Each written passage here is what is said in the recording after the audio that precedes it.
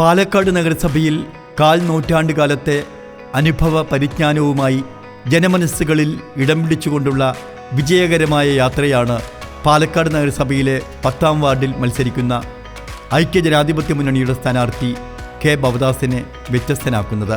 Palakkad PMG ഹൈസ്കൂളിൽ പഠിക്കുമ്പോൾ KSU unit wise പ്രസിഡന്റായി രാഷ്ട്രീയത്തിലേക്ക് കടന്നുവന്ന K Bhavadas KSU taluk general secretary, taluk president, ജില്ലാ ജനറൽ സെക്രട്ടറി, യൂത്ത് കോൺഗ്രസ് ജില്ലാ ജനറൽ സെക്രട്ടറി എന്നീ നിലകളിൽ പ്രവർത്തിച്ചു. മികച്ച സംഘടനാ പാടവവും കർമ്മശേഷിയും ഹൃദയത്തിൻ്റെ ഭാഗമാക്കി മാറ്റിയ ഭവദാസ് ജില്ലാ കോൺഗ്രസ് കമ്മിറ്റിയുടെ ജനറൽ സെക്രട്ടറിയായി തിരഞ്ഞെടുക്കപ്പെട്ടതോടെ കോൺഗ്രസ് പ്രസ്ഥാനത്തിൻ്റെ പാലക്കാട് ജില്ലയിലെ അറിയപ്പെടുന്ന മുഖമായി മാറി. 2000 ആണ്ടിലാണ് കെ ഭവദാസ് പാലക്കാട് നഗരസഭയിലേക്ക് ആദ്യമായി മത്സരിച്ച് ജയിക്കുന്നത്. സുനിശ്ചിതമായ വിജയമന്ത്രവുമായി പ്രയാണം തുടർന്ന കെ ഭവദാസിന് പിന്നീടൊരിക്കലും തിരിഞ്ഞു നോക്കേണ്ടി വന്നിട്ടില്ല. 2005 നഗരസഭയിലെ കോൺഗ്രസ് പാർലമെൻ്ററി പാർട്ടി ഡെപ്യൂട്ടി ലീഡറായും പബ്ലിക് വർക്ക്സ് കമ്മിറ്റി ചെയർമാനായും പ്രവർത്തിച്ചു.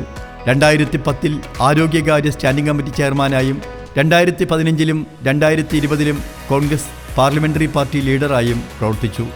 Palakkad primary cooperative agricultural and rural development ബാങ്കിൻ്റെ ഡയറക്ടർ കൂടിയായ കെ ഭവദാസ് തെരഞ്ഞെടുപ്പ് മത്സരഗോതിയിൽ വിജയരഥത്തിലേറിയുള്ള പ്രയാണത്തിൽ ജനമനസ്സുകളിൽ നിറസാന്നിധ്യമാവുകയാണ്.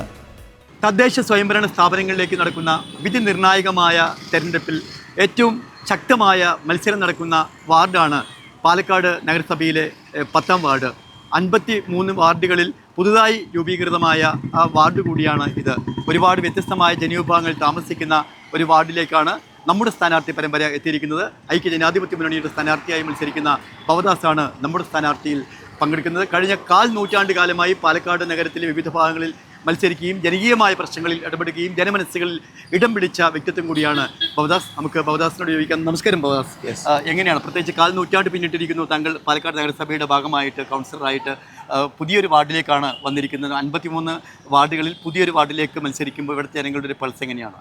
ഇവിടുത്തെ ആളുകളുടെ സ്നേഹവും അവർക്ക് എന്നോട് കാണിക്കുന്ന സമീപനം കാണുമ്പോൾ 100% വിജയം എന്നുള്ളതാണ് എനിക്ക് ആദ്യമായിട്ട് പറയാനുള്ളത്. പിന്നെ ഈ പ്രദേശത്തുകാർ, ഈ 3, 4, 5 വാർഡുകളിലത്തെ ആളുകൾ എന്നെ കാലങ്ങളായിട്ട് ചേർത്ത് പിടിച്ച ആളുകളാണ്.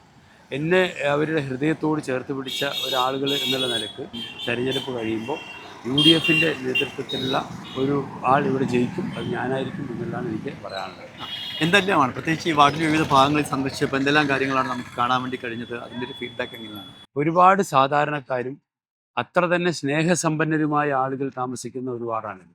ഇവിടെ കാപട്യം എന്നുള്ളൊരു സാധനം ഇല്ല. എല്ലാ നിഷ്കളങ്കരായ മനുഷ്യർ, ആ നിഷ്കളങ്കരായ മനുഷ്യരുടെ മുമ്പിൽ നമ്മൾ ചെല്ലുമ്പോൾ നമ്മളോട് കാണിക്കുന്ന വാത്സല്യവും സ്നേഹവും തന്നെയാണ് എൻ്റെ ആത്മവിശ്വാസത്തിൻ്റെ ഒരു കാരണം. എന്താണ് UDF, പ്രത്യേകിച്ച് UDFൻ്റെ ഒരു പ്രതിനിധി എന്നുള്ള നിലയ്ക്ക് പ്രധാനമായും മുന്നോട്ട് വയ്ക്കുന്ന രാഷ്ട്രീയ അജണ്ട എന്താണ്? എന്തായിരിക്കും ഈ തെരഞ്ഞെടുപ്പിൽ പ്രധാനമായിട്ട് ജനങ്ങളുടെ മുന്നിൽ വയ്ക്കുന്നത്? പാലക്കാട് നഗരസഭയിൽ UDFൻ്റെ നേതൃത്വത്തിലുള്ള ഒരു ഭരണസമിതി അധികാരത്തിൽ വരും എന്നുള്ള കാര്യത്തിൽ യാതൊരു സംശയവുമില്ല. അങ്ങനെ UDFൻ്റെ നേതൃത്വത്തിലാണ് ഒരു ഭരണസമിതി അധികാരത്തിൽ വരുന്നതെങ്കിൽ ഒരു സംശയവും വേണ്ട. ഇപ്പോൾ പാലക്കാട് നഗരത്തിനകത്ത് മുടങ്ങിക്കിടക്കുന്ന ഒരുപാട് വികസന പദ്ധതികളുണ്ട്. ടൗൺ ഹാൾ ഉൾപ്പെടെയുള്ള വിഷയങ്ങൾ, അത് മുഴുവൻ ആദ്യഘട്ടത്തിൽ പൂർത്തിയാക്കാനാണ് ഞങ്ങളുടെ ആലോചന. അതുമായിട്ട് ഞങ്ങൾ മുന്നോട്ട് പോകും. വാർഡിന്റെ വിവിധ ഭാഗങ്ങളിലുള്ള വികസനത്തെക്കുറിച്ച് ഇപ്പോൾ ഒരു അവസാന റൗണ്ടിലേക്ക് പോവുകയാണല്ലോ. ഒരുപാട് ആളുകളെ സന്ദർശിച്ചു, റോഡുകളും ഒക്കെ കണ്ടു കഴിഞ്ഞു. വാർഡിന്റെ ഒരു വികസനത്തെക്കുറിച്ച് എങ്ങനെയാണ്? ഒരുപാട് സ്ഥലങ്ങളിൽ ഇപ്പോഴും വികസനം എത്തേണ്ടതുണ്ട്. നമ്മുടെ ഈ വാർഡിനെ സംബന്ധിച്ച് 10-ാം വാർഡിനെ സംബന്ധിച്ചിടത്തോളം ഒരുപാട് പ്രദേശങ്ങളിൽ വികസനം എത്തേണ്ടതുണ്ട്. അപ്പോൾ പൊട്ടിപ്പൊളിഞ്ഞ റോഡുകളുണ്ട്, അതുപോലെ ഡ്രൈനേജ് സംവിധാനത്തിൻ്റെ അപര്യാപ്തതയുണ്ട്, അതുപോലെ തന്നെ സാധാരണക്കാരായ കുറേ ആളുകൾക്ക് ഭവന നിർമ്മാണത്തിൻ്റെ ആനുകൂല്യത്തിന് അർഹതയുള്ള ഒരുപാട് ആളുകളുണ്ട്.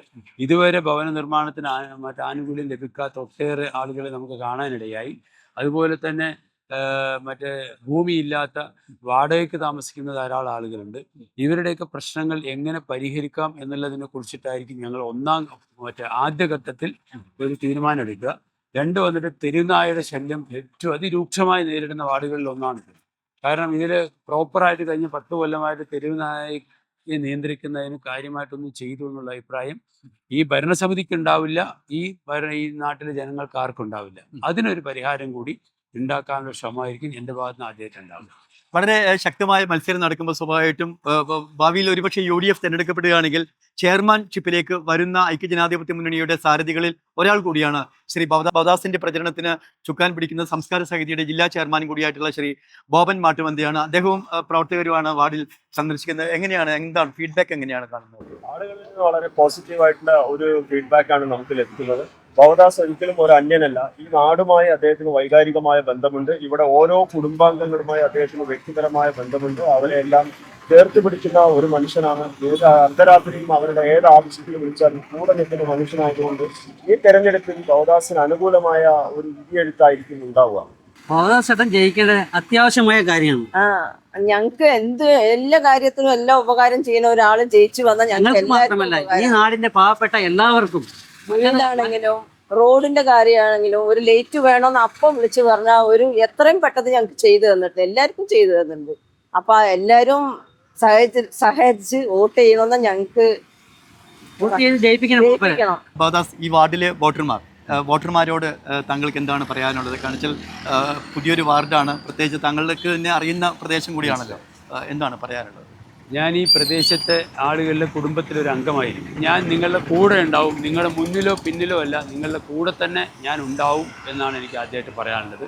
അതുപോലെ തന്നെ നിങ്ങളുടെ എല്ലാ പ്രശ്നങ്ങളിലും എന്നാലാവുന്ന രീതിയിലുള്ള സഹായവും സഹകരണവും ഉണ്ടാവും എന്നുകൂടി ഉറപ്പ് നൽകാൻ ഞാൻ ഈ അവസരം ഉപയോഗിക്കുക. തീർച്ചയായിട്ടും ഞാൻ നേരത്തെ സൂചിപ്പിച്ചതുപോലെ തന്നെ പാലക്കാട് നഗരസഭയിലെ ഭാവിയിലെ ചെയർമാൻഷിപ്പിലേക്ക് വരുന്ന ഐക്യജനാധിപത്യ മുന്നണിയുടെ സാരഥികളിൽ ഒരാളാണ് ഭവദാസ്. അതുകൊണ്ട് തന്നെയാണ് പാലക്കാട് നഗരസഭയിലെ 53 വാർഡുകളിൽ ഏറ്റവും കരുത്തുറ്റ ശക്തമായ പോരാട്ടം നടക്കുന്ന ഒരു വാർഡായിട്ട് ഇത് മാറിയിരിക്കുന്നത്. മാധ്യമപ്രവർത്തകരെല്ലാം തന്നെ ശ്രദ്ധിക്കപ്പെടുന്ന ഒരു വാർഡാണ്. തീർച്ചയായും ഈ വാർഡിൽ നിന്ന് വിജയിക്കാൻ ഭവദാസിന് കഴിയട്ടെ എന്ന് ആശംസിക്കുന്നു. എല്ലാവിധ വിജയാശംസകളും. Thank you.